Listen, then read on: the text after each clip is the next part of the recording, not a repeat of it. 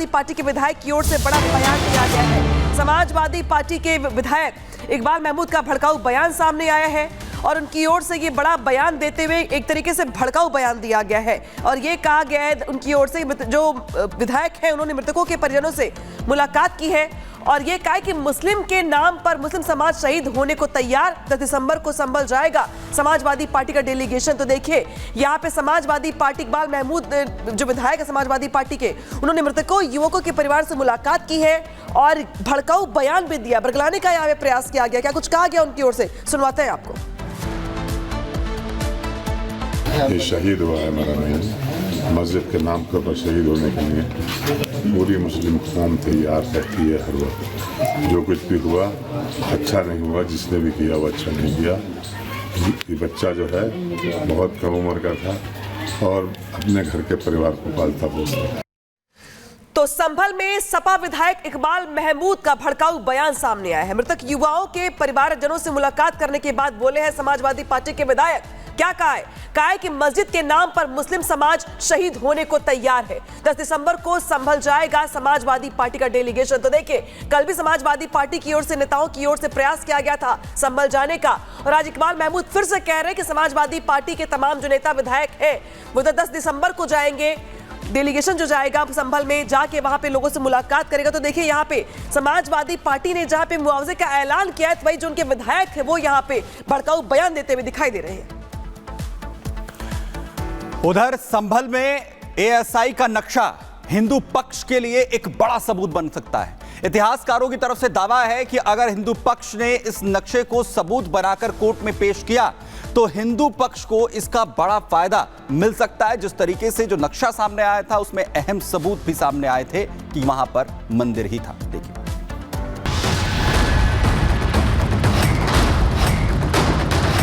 संभल में काफी लोगों के पास नक्शा है, उसमें हर मंदिर के नाम से यह आज भी विराजमान है। हमारा हरिहर मंदिर था, पृथ्वीराज चौहान की राजधानी रही है।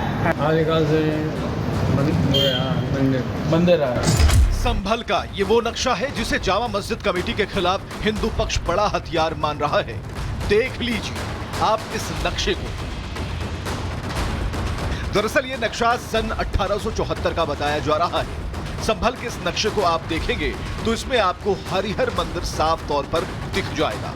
इतिहासकार मानते हैं कि ये एएसआई का प्रमाणित नक्शा है और संभल में हरिहर मंदिर था। ये प्रमाणित करते वक्त ये नक्शा कोर्ट में बड़े सबूत के तौर पर काम करेगा। एएसआई ने सबसे पहले वहाँ पे 1874, 75 और 75, 76 जब ब्रिटिश पीरियड था यहाँ पे, तो कनिंघम साहब डायरेक्टर जनरल थे उस समय। एक यूथ आर्कियोलॉजिस्ट को, बहुत प्रॉमिसिंग आर्कियोलॉजिस्ट है ACL कार्लाइल, उसको उन्होंने भेजा सर्वे के लिए। उसकी सर्वे रिपोर्ट 1879 में पब्लिश हुई एएसआई कोलकाता से, बहुत स्पष्ट तरीके से संभल का जिक्र करते हुए उस एएसआई वो जो रिपोर्ट थी tours in central Doab and Gorakhpur, उसके पेज नंबर 25-26 पे वो सिलसिलेवार तरीके से बताता है कि जब मैं वहाँ पहुँचा और मैंने देखा कि हाँ जो मस्जिद खड़ी है उसका सर्वे जब मैंने किया तो लोगों ने मुझे बताया कि ये हरि मंदिर है या हरिहर मंदिर है। भगवान विष्णु और शिव के मंदिर के रूप में उसकी मान्यता थी। चूंकि जहां एएसआई संरक्षित कोई इमारत होती है उसके 100 मीटर के दायरे में कोई भी निर्माण कार्य नहीं कराया जा सकता, लेकिन जिस तरह से एएसआई संरक्षित इमारत को मस्जिद का स्वरूप दे दिया जाता है उस पर भी अब सवाल खड़े हो रहे हैं। इतिहासकार मानते हैं कि एएसआई यानी आर्कियोलॉजिकल सर्वे ऑफ इंडिया का एक प्रोटोकॉल होता है जिसे जामा मस्जिद कमेटी की तरफ से तोड़ा गया है। कागज पे ये मस्जिद प्रशासनिक नियंत्रण में उनके होते हुए भी वहाँ जो भी स्थितियाँ उस समय पैदा हुई हों, अभी प्रैक्टिकली वो एएसआई के नियंत्रण से बाहर है, तो उसके प्रोटोकॉल को यहाँ तोड़ा गया है। ये निश्चित रूप से ऐसा है। जामा मस्जिद में मंदिर था या ये मस्जिद है, इसका पता सर्वे रिपोर्ट के सामने आते चल जाएगा। 8 जनवरी को चंदौली कोर्ट में सर्वे रिपोर्ट को सील बंद लिफाफे में पेश किया जाना है। देखना होगा कोर्ट कमिश्नर की सर्वे रिपोर्ट में क्या तथ्य निकलकर सामने आते हैं। Bureau report, Republic Bharat. और अब बात करेंगे मस्जिद पर महापंचायत की। उत्तराखंड के उत्तरकाशी में महापंचायत का आयोजन किया गया है जहां पे हिंदू संगठन के लोगों का जमावड़ा लगा हुआ है क्योंकि यहां पर मस्जिद को लेकर हंगामा बरपा हुआ है।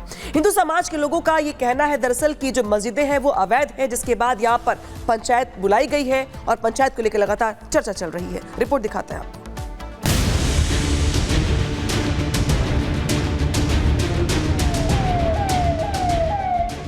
सनातन के सबूत मिलने का सिलसिला जब शुरू हुआ तो हिंदू अपने हक के लिए जाग उठा। ज्ञानवापी, संजौली, संभल, बदायूं के बाद देवभूमि उत्तराखंड में अवैध मस्जिद को लेकर संग्राम जारी है। उत्तरकाशी में 55 साल पुराने मस्जिद को लेकर हिंदू संगठनों में आक्रोश देखा जा रहा है। उत्तरकाशी के रामलीला ग्राउंड में महापंचायत बुलाई गई है। स्थानीय लोगों, हिंदूवादी संगठनों के साथ सैकड़ों लोगों का जमावड़ा है।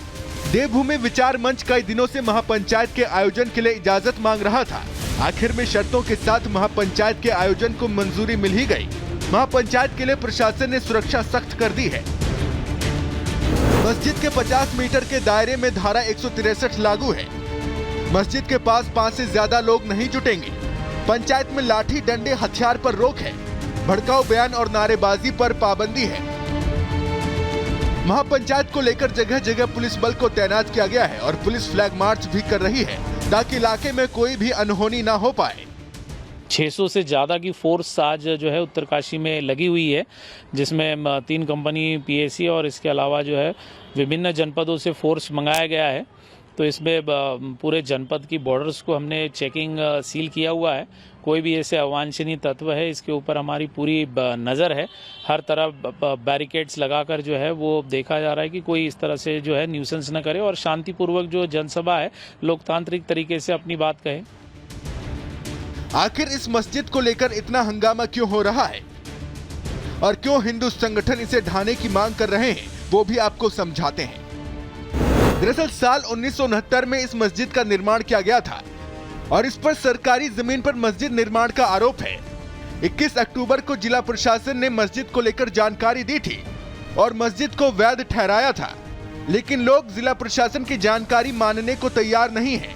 हिंदू संगठन मस्जिद को हटाने की मांग पर अड़े हुए हैं, जिसके बाद हिंदू संगठनों ने जनाक्रोश रैली निकाली। ये तस्वीरें 24 अक्टूबर की हैं, जब उत्तरकाशी में मस्जिद हटाने की मांग को लेकर एक रैली निकाली गई थी और इस दौरान भीड़ बेकाबू हो गई, जिसके बाद पुलिस ने मोर्चा संभालते हुए लाठीचार्ज किया था और अब दोबारा मस्जिद के विरोध में महापंचायत हो रही है, जिसको देखते हुए पुलिस ने चप्पे चप्पे पर निगरानी बढ़ा दी है। Bureau report, Republic Bharat. Pakistan धर्म के नाम पर अलग हुआ, वहां पर हिंदुओं के क्या हालात हैं, उन पर कैसे हमले होते हैं, यह पूरी दुनिया जानती है। लेकिन इतना ही नहीं, वहां शिया सुन्नी का भी विवाद है, जहां पर आखिर कैसे पाकिस्तान के अंदर अब खून खराबा हुआ है इसके नाम पर। जरा देखिए।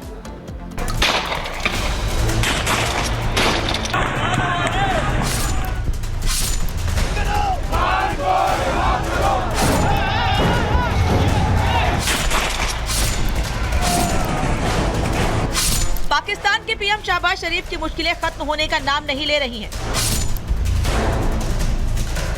पीटीआई समर्थकों के दिए सदमे से भी अभी शहबाज उबरे भी नहीं हैं कि खैबर पख्तूनख्वा का कुर्रम जिला शहबाज के लिए नासूर बनता जा रहा है। वहाँ हालात ऐसे हो गए हैं कि अगर जल्द ही वहाँ शांति बहाली नहीं हुई तो वहाँ जारी रक्तपात पाकिस्तान के एक और टुकड़े होने की आशंका को पुख्ता कर देगा।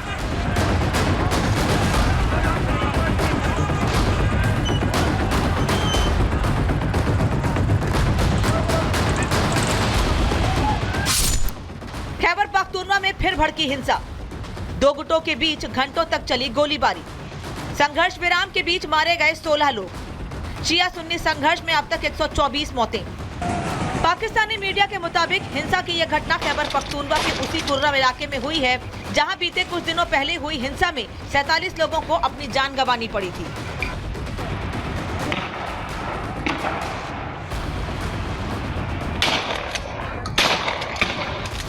पाक मीडिया के मुताबिक इस हिंसा में कम से कम जहां 16 लोगों की मौत हो गई तो वहीं कई लोग घायल हैं, जबकि इसी के साथ पिछले एक हफ्ते में मृतकों की संख्या बढ़कर 124 हो गई है। हैरानी की बात तो ये है कि हिंसा की यह घटना खैबर पख्तूनख्वा में तब हो रही है जब वहां काफी कोशिशों के बाद कुर्रम में दोनों समूहों के बीच संघर्ष विराम पर सहमति बनी थी।